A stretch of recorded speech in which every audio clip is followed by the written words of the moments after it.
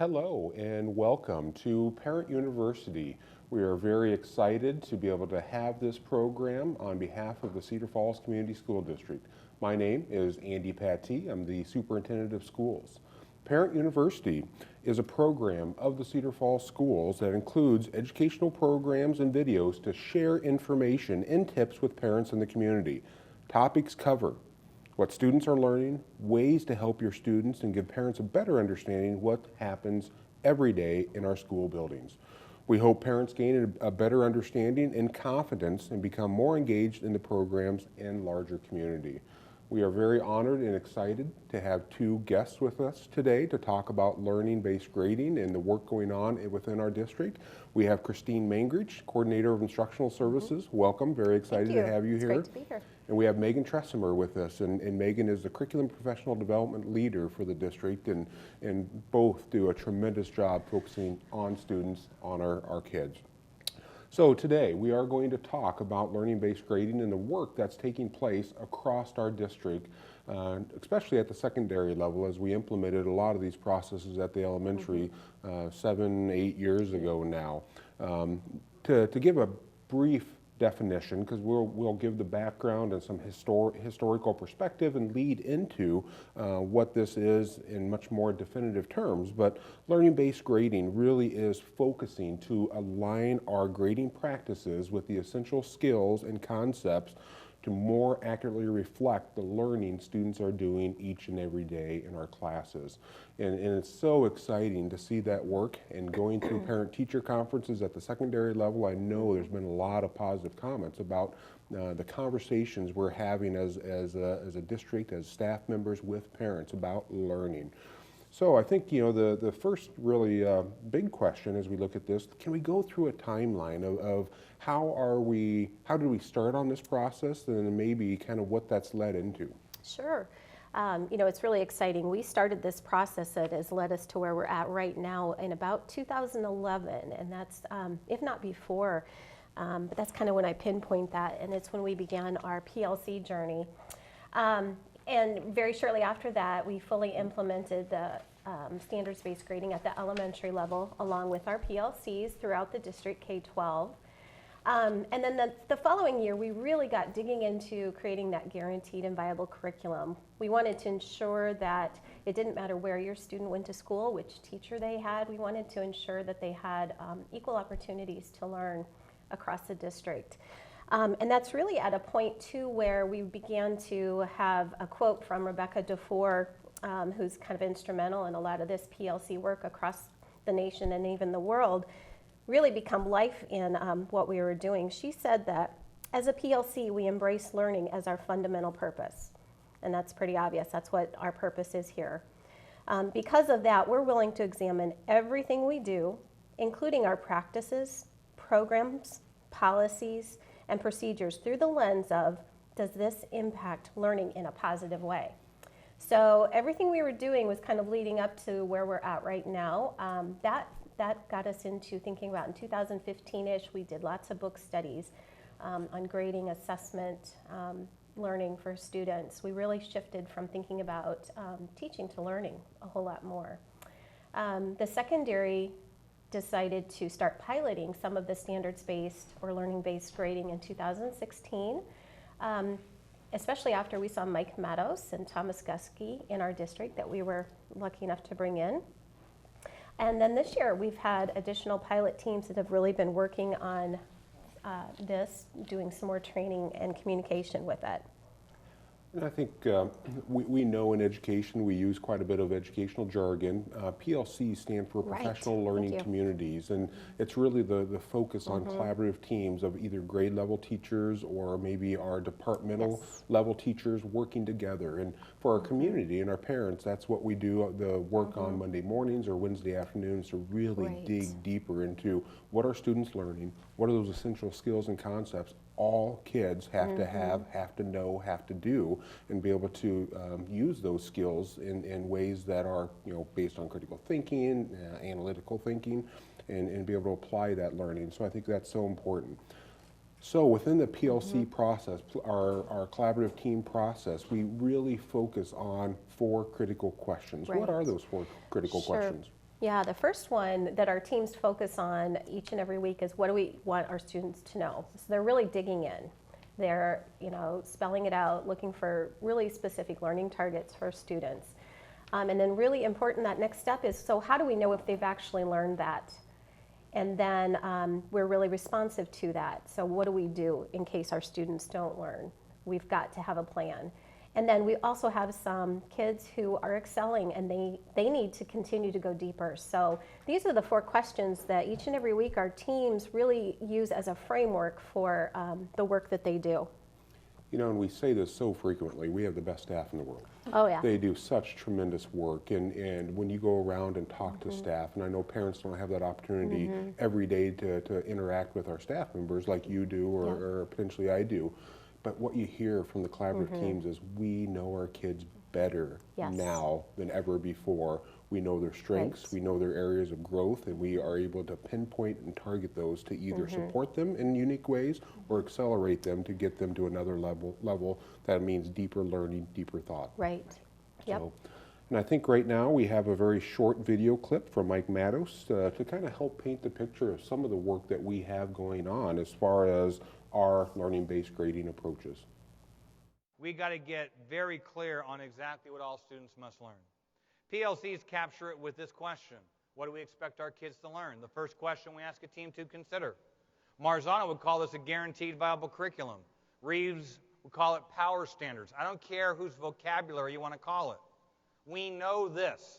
If we want all kids to learn, we better get insanely clear on exactly what kids have to learn in this course, this grade level, this subject, to be prepared for next year and beyond. What a powerful message. And we were so fortunate to have Mike Matos speak to our entire staff, and actually we partnered with UNI and some other districts that came in for him and to really engage us. He talks a lot about clarity and some of the cultural shifts as well if you dig deeper into his work. Megan, can you talk a little bit about some of those cultural shifts in professional learning? Right, and so what Mike was talking about really focused in on that first question: what is it we want students to know and be able to do? And it's the second question, how will we know if they've learned it, where we really dig into our assessment practices. And so some of the shifts that we've been working on over the past several years are embedding more formative checks to where students are in relation to that learning target. So it's kind of like, well, here's the goal, here's where you are, how can we close that gap? And so when they take a test at the end of a course, there shouldn't be any surprises because they've been working towards that over the course of several weeks. Some of the shifts that are on the screen there, on the right-hand column, are things that we're working towards. And there are some things that we have to do differently. Over the past several years, we have changed our schedule to allow for intervention within the school day. So rather than relying on students being able to come in before school or after school, which can get tricky, we are ensuring there is time within the school day to provide them the support and enrichment for their learning. The third to last shift, determining what proficient looks like and monitoring student proficiency, we can't do that with traditional grading practices. We have to circle the wagons with teams and determine, okay, with these standards, what does proficient look like? What do we all agree that proficient looks like? And then share that with students so that they're clear on the target too, because students can hit targets that they can see and stay still long enough for them. We have a video of Brenna Griffin. She's an English teacher at the high school, and she's going to explain how these shifts in assessment have really grown out of the work of PLCs. Well, I think that as we have been working through the PLC process for years, we've been working to figure out what's the best way that we can actually understand if kids know what we have expected them to learn.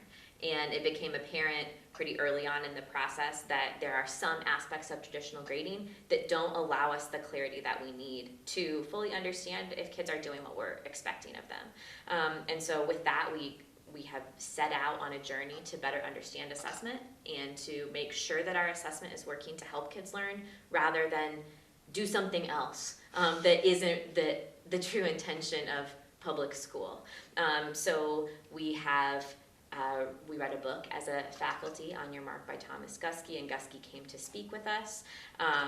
We are engaging in another book study now, but I think that is all in tandem with conversations that have been happening in teams of teachers about what it really means to look at student work. So this work has been a long time coming, and it's been built in small conversations along the way, and we're continuing to work to formalize it. I think what's important is that it's process, and we are still learning in this process just like we would expect kids to do. Such a powerful statement, especially as you talk about growth mindset, and something that we also have talked a great deal about across our district as we look at how do you go through a change process, and how do you ensure all kids learn based on the work of those 4 critical questions, and tremendous job. Looking at now some of the book studies that we've done over time, and I think the importance that this has been kind of an evolution over multiple years, dating back even to when we started exploring PLCs. Megan, can you talk a little bit about maybe some of the books or some of the work that we've been working on as a district?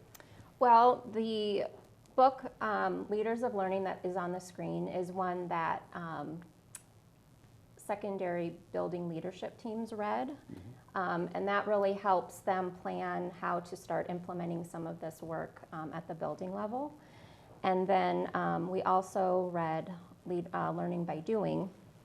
And actually all staff has had an opportunity to read that book. And that's really the how to start working within professional learning community teams to do this work. And I know there's a quote that is, I think, such a powerful quote as we look, and this actually comes from the Leaders of Learning book, that I think just talks about that shift and that mindset to make sure, from what Megan talked about before, moving from that left-hand column to the right-hand column. And it's that conceptual shift in approach to assessment form, from an assessment system that sort and select students to one that actually improves the learning. Our job as educational employees and focus as educators is to help kids, all kids, learn at high levels, Right. not sort and select some kids for better pathways. And, Right. and again, our vision, every student every day means all kids every day, and all does mean all. Right, right, and that's why we're here. That's exactly right. That's our job. So our next video is Britton Ingalls. She's a world language teacher at the high school, and she talks about how she uses her assessment practices to improve the learning in her classroom. Learning-based grading has helped provide clarity in my teaching because we have deemed what the 5 most important categories to teach and assess are. So I now have to be intentional to make sure that I'm teaching those 5 categories, since they will eventually be assessed over it. Whereas before, I was adding the instruction for these categories in a lot, but it had no clear purpose or outcome in the end, since they weren't being assessed over it. Now I know what a student can actually do with their language throughout the semester, so we can continue working on it over time and see their growth throughout the year. Before, since we weren't assessing these competencies or categories very often, we might get to the end of the semester and then I'd realize that some kid was able to slip through the cracks and maybe they didn't know how to speak very well, or they didn't know how to read very well. Now I'm doing multiple assessments throughout the year so that they know what they're strong at, and then they also know their areas of growth and they can specifically work on those things. Beyond the overall clarity in my class, learning-based grading has improved my instruction because I have rubrics that I can use to tell the kids specifically what I'm looking for from them.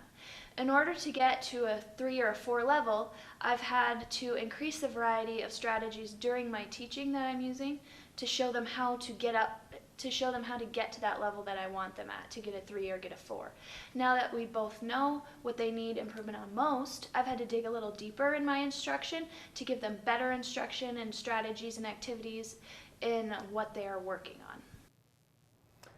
What a great video to really highlight the work and that clarity to ensure that we're varying strategies to meet the students at their levels, to get them to higher levels of thinking and learning.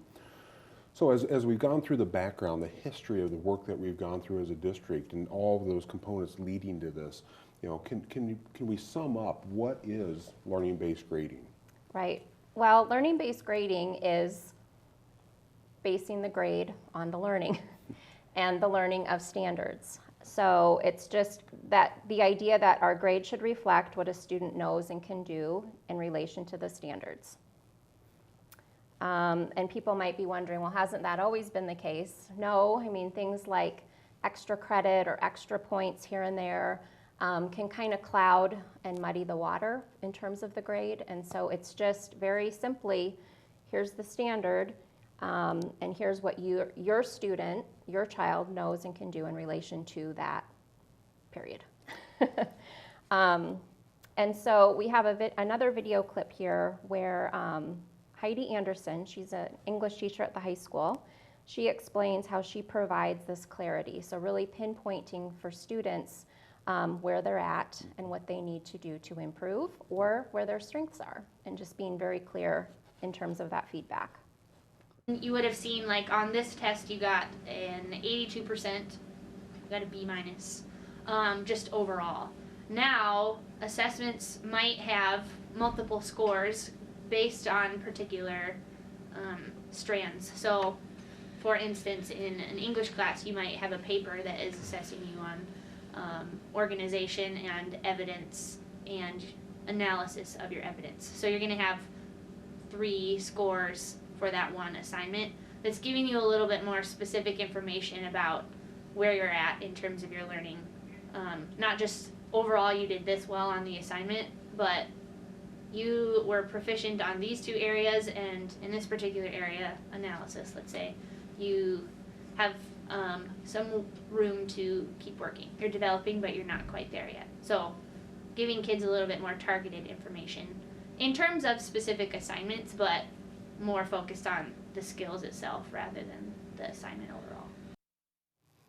And what a great statement to be able to talk about not only communication of specific information to students on where they're at, but now also to parents on how the students are achieving and learning those grade level targets and specific standards that we know all kids have to be successful. Right. I think that is so important. Right. You know, there are a lot of different districts that are working towards this level of work as well. Can you talk about some of the districts or background work that we've done? Sure. So you can see several districts within Iowa, but also across the country, because just as the professional learning community, districts have embraced that work across the country and within our own state. The shift in assessment and grading practices naturally follows that. One thing I would note is that there isn't one way of doing this. There's not a binder that they give you that says, you know, start here. And so districts have to figure out what works for them based on their students. And so there are many iterations. And so, you know, sometimes there are things caught in the headlines and, you know, this outcry, well, that may not even be something that is in your own district. And so, like, we're not eliminating letter grades. We're not eliminating transcripts. So all of those things that colleges are going to need, transcripts, grade point average, that is still going to be here. We are just adding to and being clearer in terms of what that grade represents.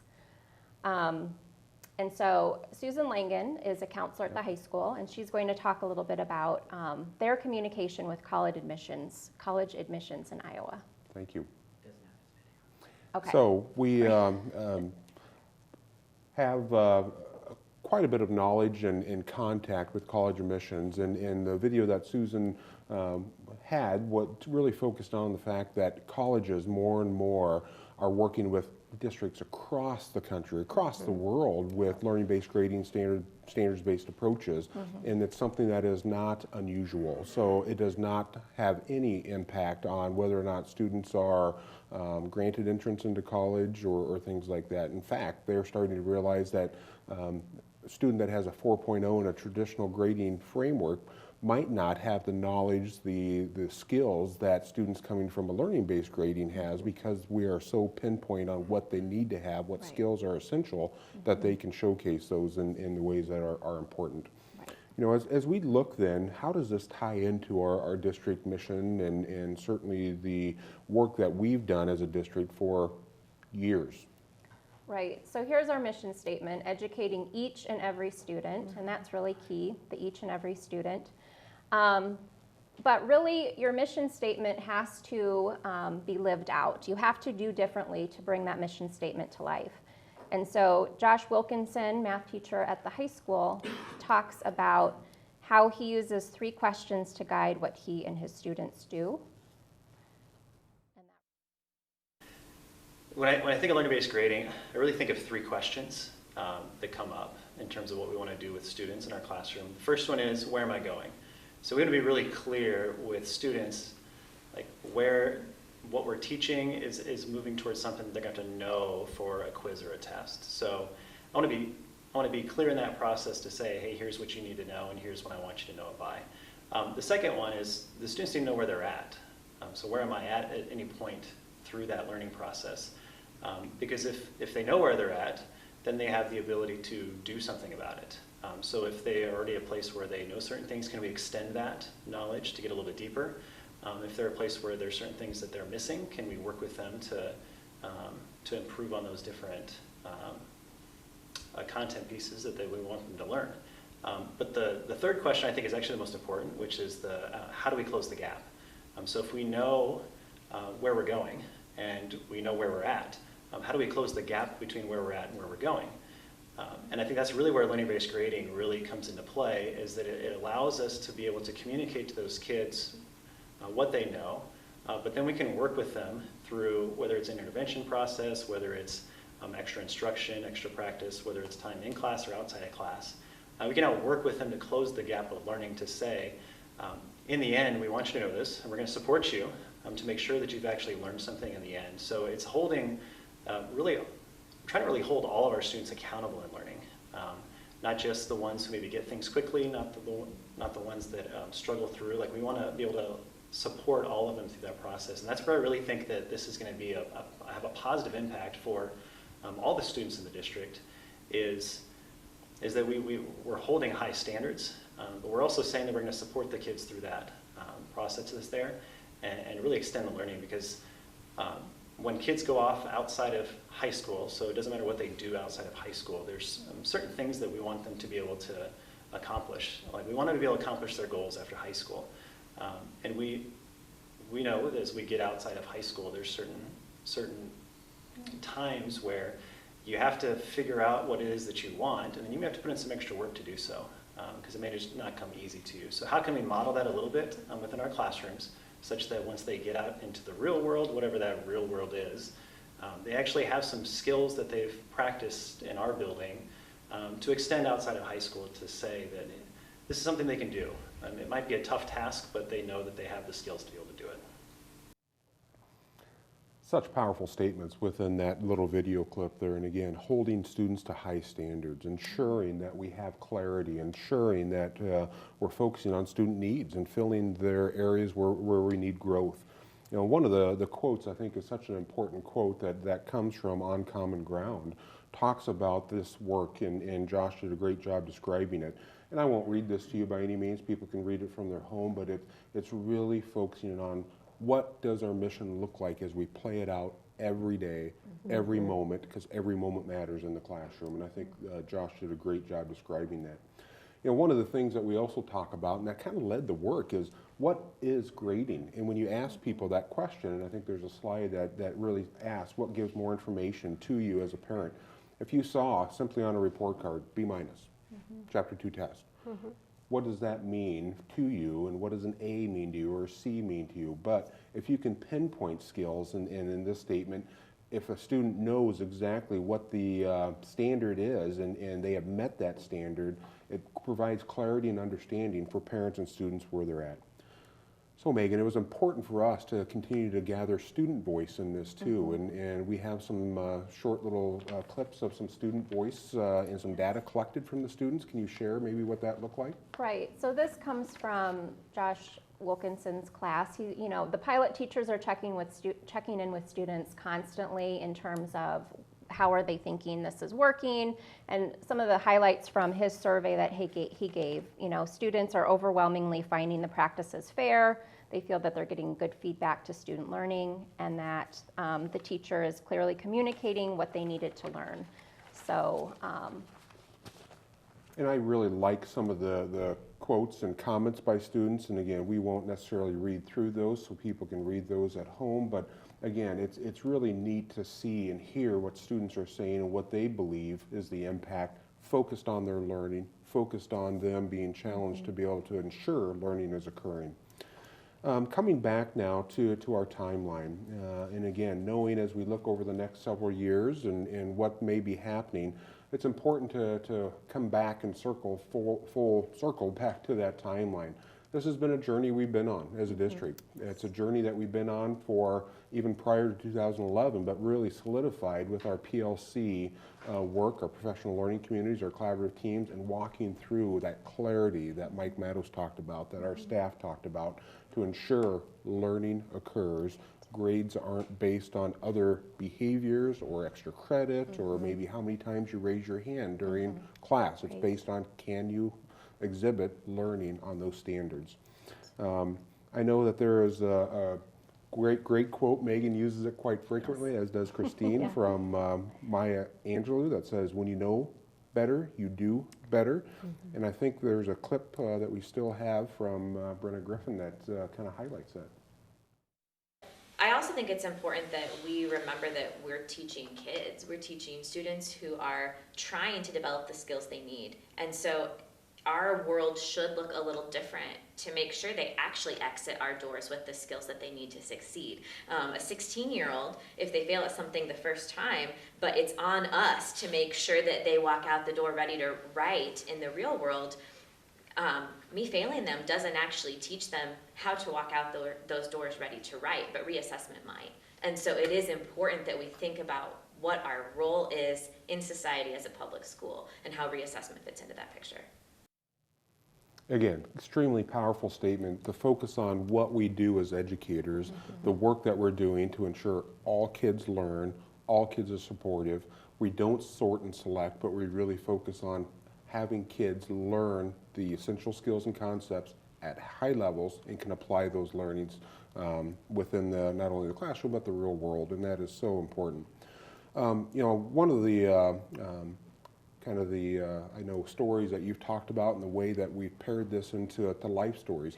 Can you maybe give the analogy of, you know, riding a bike or some of the other things that you guys have talked about so frequently when it comes to learning? Right, so much of this is just remembering what that learning process is. You know, you need an opportunity to see it done, you need an opportunity to practice and not be, you know, if you think of when your child started walking or your child started tying his or her shoes, it wasn't like, D-. It was, oh, nope, you did this great, but you got to put your hands like this, and that feedback is so, so important. And then at the end, you know, no, we never did give them a grade for tying their shoes, but they can do it, and that's what's important. You know, it's the fact that kids know and can do. That is the important part. I have two children. One learned to ride a bike quicker than the other. One did not get a grade higher than the other. So thank you so much to both Megan and Christine for being here. Thank you for watching and taking part of this parent university. We're very excited to bring these programs to our community. Thank you, Channel 15, for allowing us this time, and we hope everybody has a tremendous day. Thank you.